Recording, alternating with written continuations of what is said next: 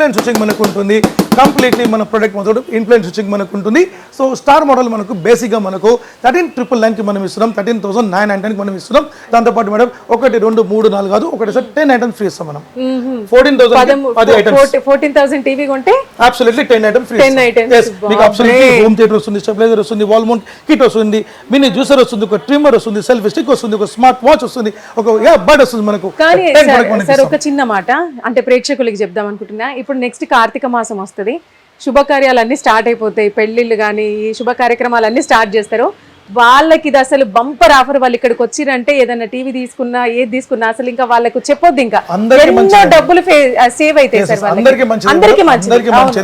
అంటే వీళ్ళు ఎట్టి పరిస్థితులు మిస్ కావద్దు, అసలు ఎవ్వరూ మిస్ కావద్దు.